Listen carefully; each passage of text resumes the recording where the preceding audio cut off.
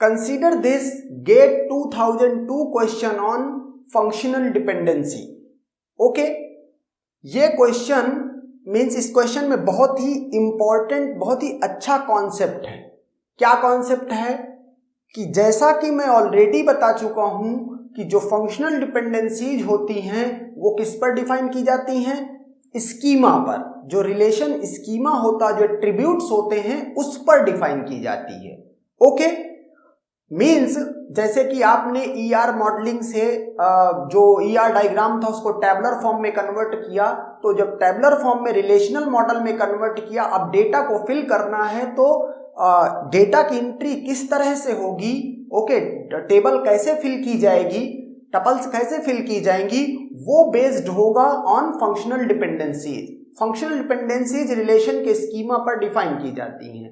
Okay, means कि अगर एक रिलेशन है वो बिगनिंग से लेकर के एंड तक, बिगनिंग से एंड का मतलब कि ऑलवेज उस टेबल में जब भी कोई टपल इंसर्ट होगी, अपडेट होगी, डिलीट होगी, तो उन फंक्शनल डिपेंडेंसीज को फुलफिल, कंस्ट्रेंट्स को फुलफिल करना पड़ेगा।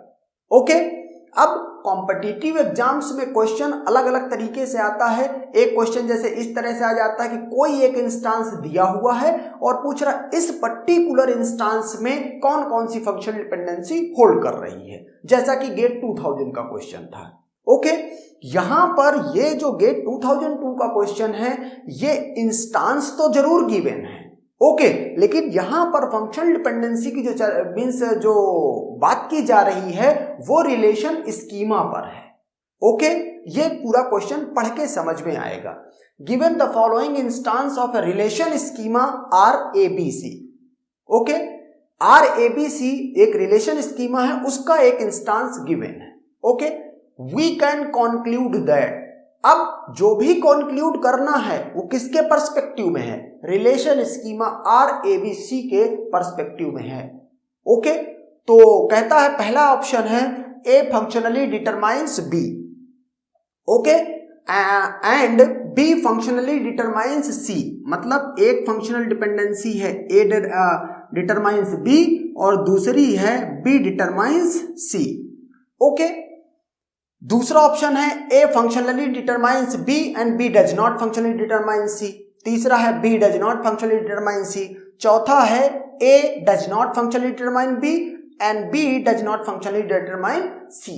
ओके, मतलब जो भी है रिलेटेड टू ए डिटरमाइंस ये फंक्शनल डिपेंडेंसी और इस फंक्शनल डिपेंडेंसी पे आंसर बेस्ड है।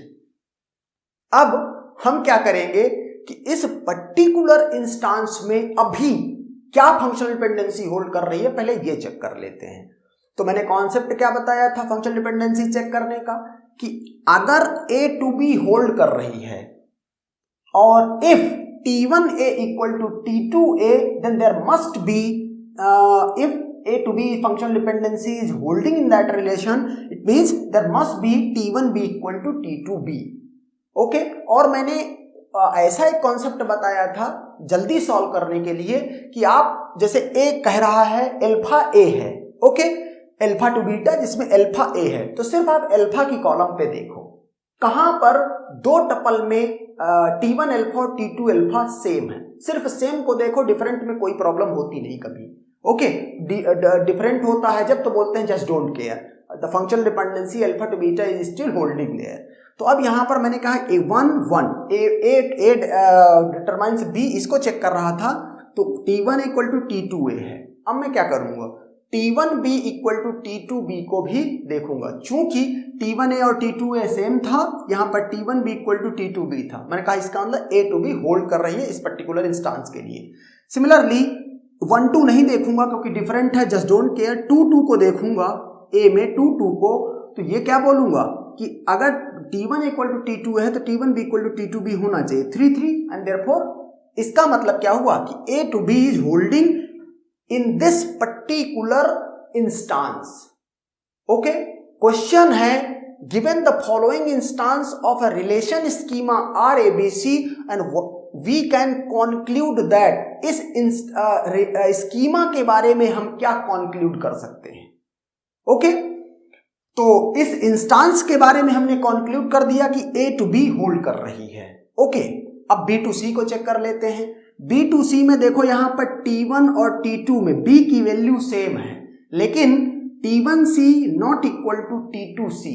ओके, एंड देयरफॉर ये होल्ड नहीं कर रही है, किसमें? इस पर्टिकुलर इंस्टांस में।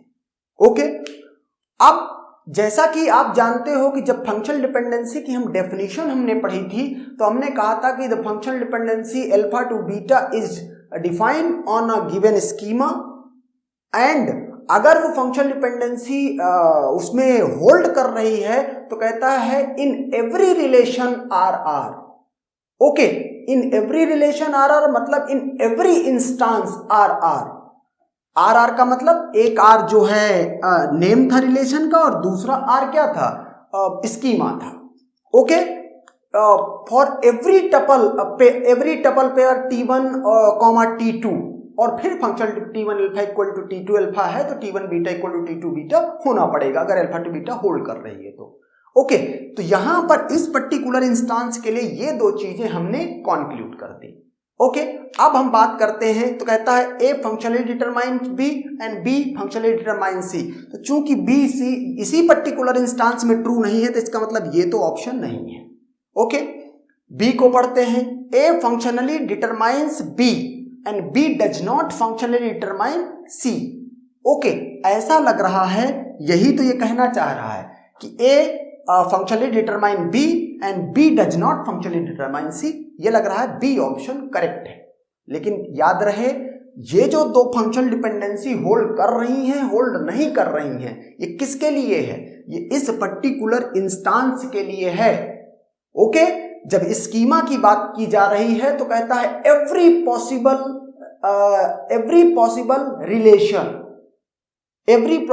Possible relation instance. तो इस पर्टिकुलर इंस्टांस के लिए दोनों होल्ड कर रही हैं।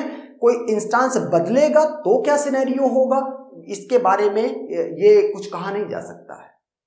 ओके, मतलब जो ये A टू B अभी होल्ड कर रही है, हो सकता है कि अगला इंस्टांस इसका आए और मैं यहां पे क्या कह दूं कि लेट एक टपल इसमें मैंने ऐड किया 1 2 और 3, लेट ये ऐड किया।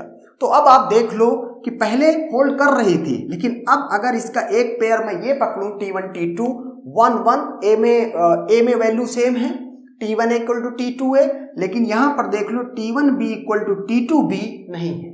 इसका मतलब अगले ही मोमेंट पे ये होल्ड नहीं कर रही है। ओके, इसका मतलब अगर स्कीमा की बात की जा रही है तो A टू B अभी एक इंस्टांस में होल्ड कर रही है, but in another instance it is not holding there. Okay, तो एक बात ये हो गई, इसका मतलब B ऑप्शन भी करेक्ट नहीं है। ओके, अब बात करते हैं C ऑप्शन की। B does not functionally determine C। Yes, this statement is true कि B does not functionally determine C।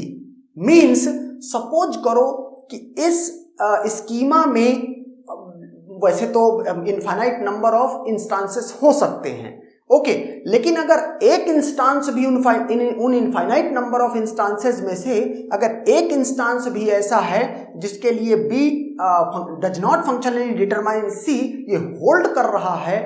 Okay, मतलब ये कंडीशन बन रही है, इसका मतलब है कि फिर चाहे जितने इनफाइनाइट -1 आप कर दो, उनमें अगर ये B फंक्शनली डिटरमाइन C है, तब भी ओवरऑल क्या कंक्लूजन है कि B does not functionally determine C। क्यों? क्योंकि एक रिलेशन ऐसा तो कम से कम है जिसके लिए होल्ड नहीं कर रही है, and therefore C option is the correct option.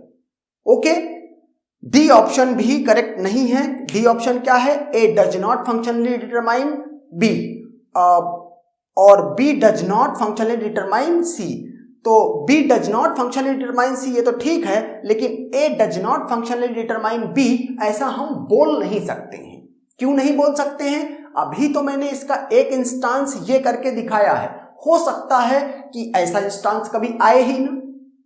Okay, means एक अजम्पशन मैंने लिया है कि मैंने इस तरह का टपल इंसर्ट किया, हो सकता है कि जितने भी इंस्टांस इसके बने फ्यूचर में वो सबके सब में क्या हो कि A फंक्शनली डिटरमाइन B यही होल्ड करता जाए। तो ये बिल्कुल क्या है, ये मीन्स स्टेबल सिचुएशन नहीं है कि ए फंक्शनली डिटरमाइन बी और A does not functionally determine B, ये श्योर ही नहीं हो पा रहा, and therefore B option is also not correct. The only correct option is B. Okay, and that's